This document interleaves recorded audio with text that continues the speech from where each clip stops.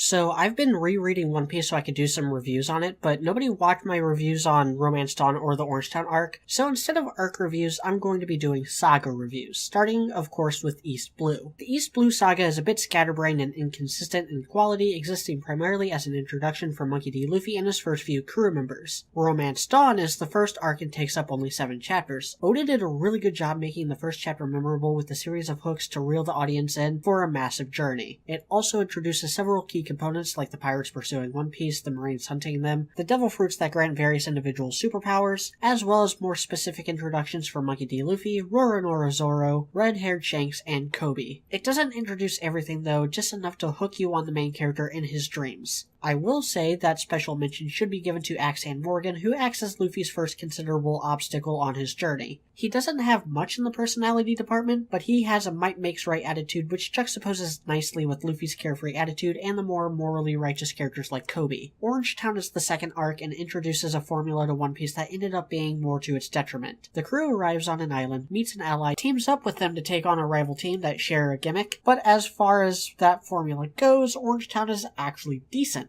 The art is lackluster here, but it makes up for it with the use of theme. Every major character in this arc, and some of the minor ones, have a treasure they want to protect. Buggy and Nami have literal treasure, Zoro has his dream, the mayor has the town, the dog has the store, and Luffy has the straw hat that Shanks gave him. Where this arc really lacks is drama. The few suspenseful moments in this arc are pretty contrived, though not as contrived as some later arcs. And to top it all off, Buggy and his crew aren't threatening at all, but they make up for it with some interesting gimmicks. This is the average One Piece arc. Any arc better than this is great, and any arc worse than this is awful. Speaking of awful, the next arc is Seer Village. Unlike Nami, Usopp's introduction leaves a lot to be desired, and it takes a long time for him to come into his own. The side characters are also pretty obnoxious. Too much of the plot is built around characters acting really dumb, even characters like Kuro who are supposed to be smart. But the worst thing about this arc are the villains. They are an absolute joke and only threatening when the plot goes out of its way to handicap the heroes.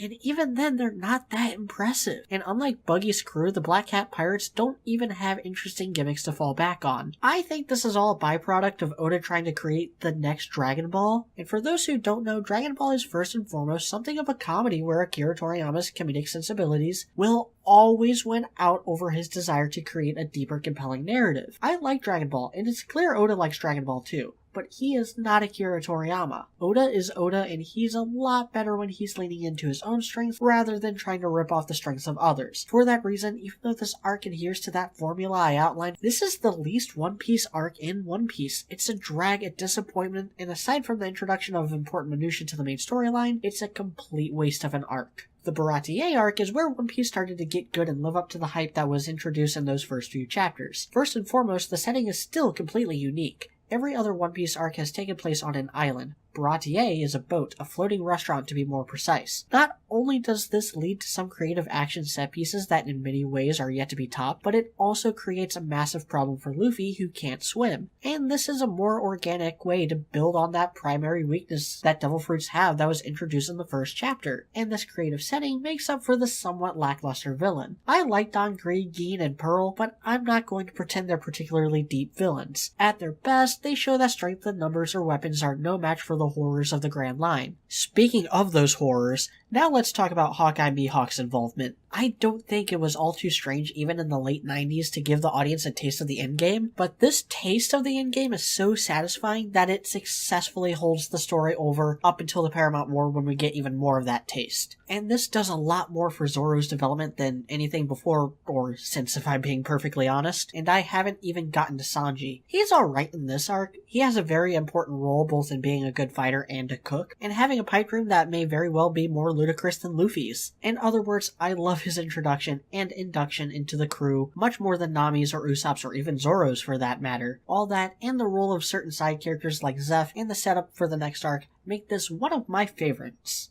Arlong Park is the climax of the East Blue Saga. It's the first time the Straw Hats have really come together as a crew, and like many of the best arcs to come, involve one of the crew members being in trouble, in this case Nami. Arlong and his crew, though not very deep, do a good job at making the world feel bigger. Like, yeah, there's just an entire race of fishmen running around. Nami's backstory is also, in my opinion, the best in the entire series. You get a feel for what it was that made her this way and where all her fears and passions come from. Some of the action beats do rely on Luffy being an absolute moron, like when he got his feet stuck in the ground, but unlike Seer Village, he experiences consequences for his stupidity that actually make sense and add to the dramatic tension of the arc. This arc is peak One Piece for a lot of people. I, for one, experienced it in all its permutations, and every single time, moments like Luffy giving the Straw Hat to Nami gets to me every single time. There's certainly more complex and nuanced arcs down the road, but none of them hit me like Arlong Park did. Rounding out the saga is Logtown. This arc serves as both an epilogue for East Blue and a prologue for the rest of the series. Not much happens here aside from Buggy's return, Luffy nearly getting beheaded, and the introduction of Smoker and the mysterious dragon. And a lot of it is pretty slapdash without much cohesion. The only thing really worth talking about is Smoker and how much he does with his introduction. Up to this point, all the villains aside from Axe and Morgan have been pirates, but Luffy is a pirate and a hero.